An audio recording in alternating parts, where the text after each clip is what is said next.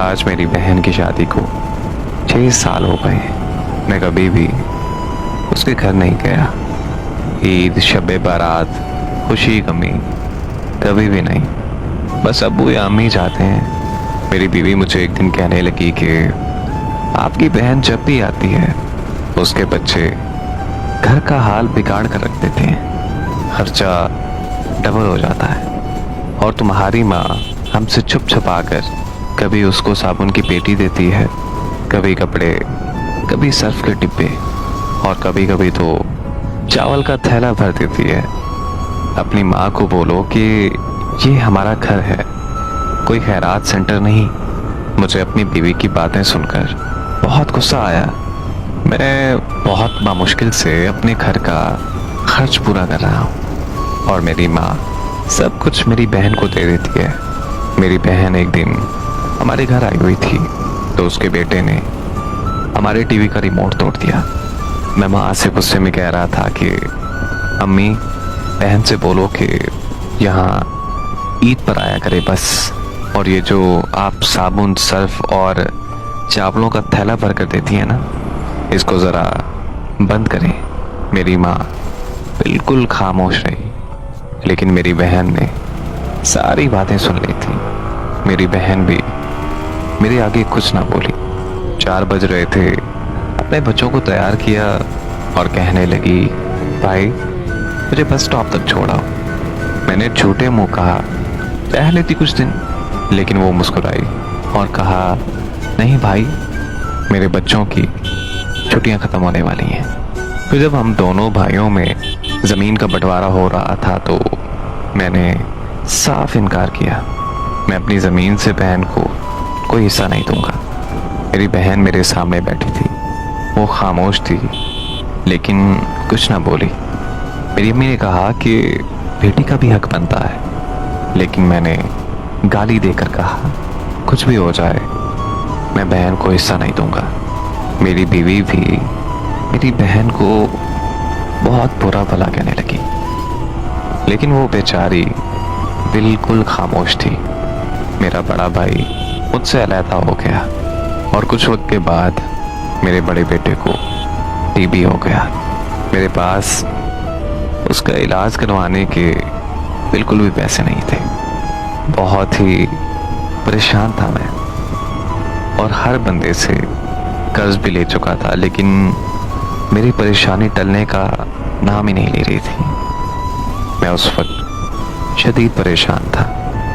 मैं कमरे में अकेला बैठा था और शायद रो रहा था। उस वक्त मेरी वही बहन मेरे घर आ गई। मैंने बहुत गुस्से से बोला, लो जी, अब इसी की कमी थी, अब ये आ गई है मनूस, मेरी परेशानी और बढ़ जाएगी।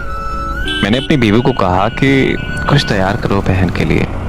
मेरी बीवी मेरे पास आई, कोई ज़रूरत नहीं गोश्त या बिरयानी बनाने के लिए, ये वैसे भी भुक्कड़ है, जब दिल करता है आ जाती है। वैसे भी हमारे माली हालात ठीक नहीं है और ना ही अभी हमारी गोश्त या बिरयानी बनाने की गुंजाइश है। फिर 1 घंटे बाद वो मेरे पास आई और मुझे कहने लगी कि मेरे भाई परेशान हो। मेरी बहन ने मेरे सर पर हाथ फेरा और कहा कि बड़ी बहन हो तुम्हारी, अब तक तो तुम मेरे गोद में खेलते रहे हो और अब देखो मुझसे भी काफ़ी बड़े लगते हो। फिर मेरी बहन मेरे करीब हुई, अपने पर्स से उसने सोने के कंगन निकाले। मेरी बहन ने वो कंगन मेरे हाथ पर रखे और मुझसे बोली कि पागल, तू ऐਵੇਂ ही परेशान होता है। मेरे बच्चे स्कूल थे तो मैंने सोचा दौड़ते दौड़ते भाई से मिल लाऊं। सुना है कि मेरा प्यारा भाई बहुत परेशान है। अब इस परेशानी में बड़ी बहन अपने भाई के काम नहीं आएगी तो और कौन उसके काम आएगा। तो परेशान ना हो, ये कंगन अपने पास रख, अगर और भी किसी चीज़ की ज़रूरत हो ना तो बिला झिझक अपने बहन से मांग लेना। ये बहन अपने भाई के लिए हमेशा ताबेदार रहेगी। और हाँ, ये कंगन बेचकर अपने बेटे का इलाज करवा। अपनी शक्ल तो देख जरा, कैसी हालत बना रखी है।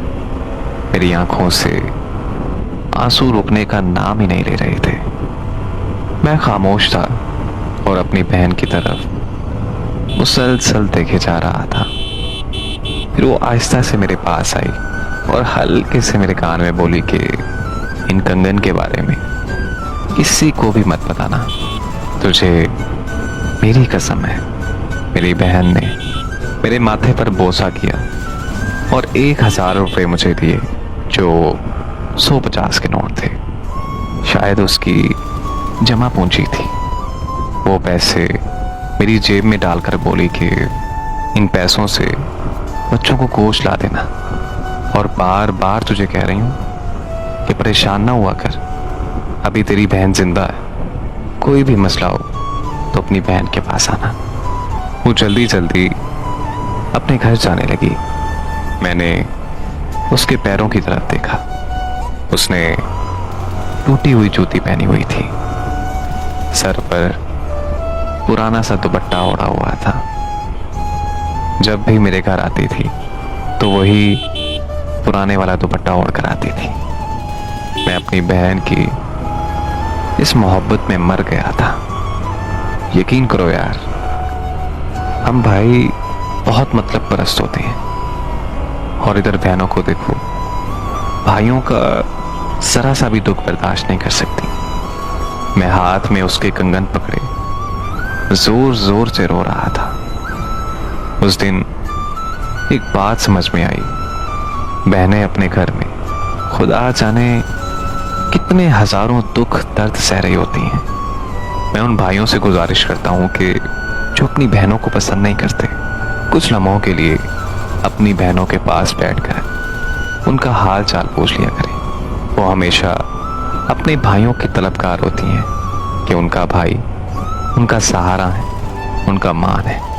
बहनें माँ का दूसरा रूप होती हैं, और इसमें कोई शक नहीं है कि माँ के बाद बहनें ही घर को संभालती हैं। मेरी दुआ है कि अल्लाह पाक हर बहन को सलामत रखे और हर बहन के अच्छे नसीब करे। आमीन।